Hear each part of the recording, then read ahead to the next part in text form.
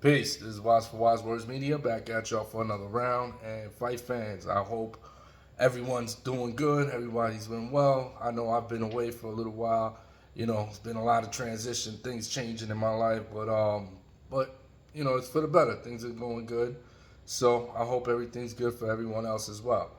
Um, but yeah, one thing or one person that I hope is definitely doing good and doing better is one Deontay Wilder.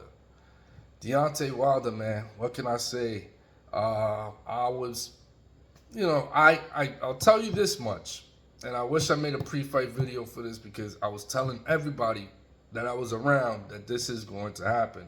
I was telling them, and this is exactly what I said. Zhang, Big Bang Zhang is a live dog in this fight. And the way that Wilder looked against Parker and what he said after the fight against Parker, that he doesn't know if he doesn't have that dog in him. He doesn't have that killer in him anymore. And when you are in a sport like boxing where that is part of the requisites, you must have that. If you don't have that, you don't play boxing. It's not like somebody's gonna be like, oh, this is this is one of the heroes I grew up watching. Let me sag off and let him hit a jump shot, or something like that. Let me give him a freebie jump shot. Nah, it don't work like that, man. This is boxing. This is the game of punishment, you know. And if you're not in there with 100% focus and intent to punish, then you will be the one on the receiving end of a severe punishment. And that's what happened, man. Big Bang Zhang, I knew was a live dog going into this fight. And I even had him beating Wilder because of what Wilder said against Parker. And, I've been seeing, some some people in the comment sections and such talking bad about Wilder. And listen, man, peace to Deontay Wilder. I was a fan of his from the very beginning, even before the knockout streaks started, just because of his backstory. The fact that he has a daughter with spinal bifida, and he entered boxing as a way to try to create some generate some money, create some wealth for her, and in her struggles to try to his sole intention was to do this for his daughter. And as a man that has children himself, I I love and respect that. So from day one I liked him. But then started the knockouts. Then it was like, okay, all right, got some pop to him. Because it wasn't just knockouts, it was like devastating, like highlight reel knockouts. Like stuff you haven't seen since Tyson. So I was like, okay, keep an eye on this guy. And then they started stepping him up a little bit.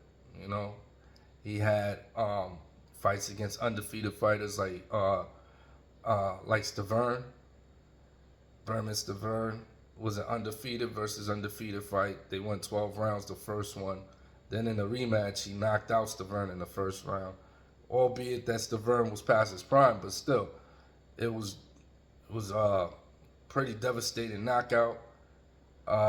They stepped him up against King Kong Ortiz, who was one of the best heavyweights in that era from the past like 10 years. And King Kong Ortiz was no joke. You know, this is a guy that really knows how to box. He knows how to use his angles, footwork. He comes from that Cuban school. He had some pop to him. And him and Wilder had a great first fight. And Wilder ended up winning that one in the later rounds. Um, like they gradually were stepping him up. You know, he had fights against people that were undefeated fighters, undefeated champions. So we can't just say, oh, he didn't fight nobody, or he didn't. Listen, he was pursuing the Anthony Joshua fight. Anthony Joshua was the one that was making excuses to not fight Wilder. Wilder was ready to fight Anthony Joshua. He kept calling out Joshua. He kept saying he wanted the Joshua fight. It was Joshua who kept making excuses and circling around that fight. But that right there, it just, the fact that he couldn't get Joshua and went the Fury route first, for one, created a legendary trilogy in our modern day era. But two, it could have helped Wilder's overall resume had he fought Anthony Joshua, because he would have beat Joshua. He would have beat Joshua. And that would have cemented his legacy to another level if he would have actually got that Joshua fight. And then that the Fury trilogy, there's some controversy in the second fight with the gloves and such. But credit to both men.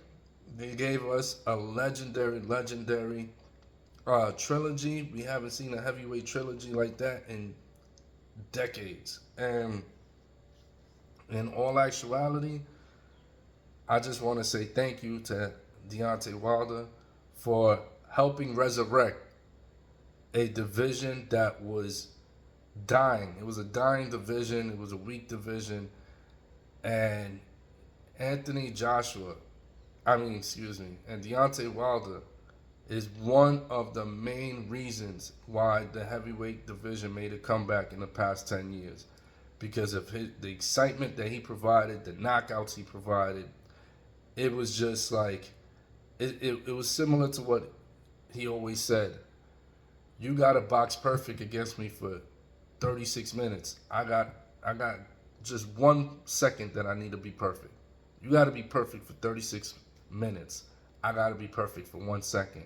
And that's right, because when that right hand landed, boom, something was going down. So, it's time to hang it up. This happens to the best of them. When you don't jump ahead of that curve and you can feel it within yourself that you're starting to slow down, your reflexes ain't the same, the power ain't the same, the speed ain't the same.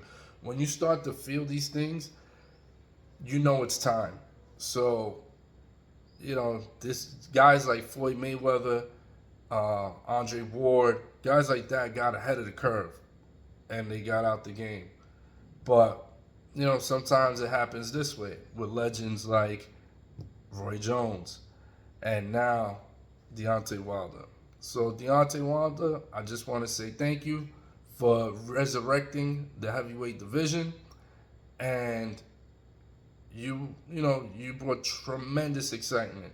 Great fight nights, a lot of fight night hype, a lot of fight night wows and screams and ahs due to your devastating power. So, you know what?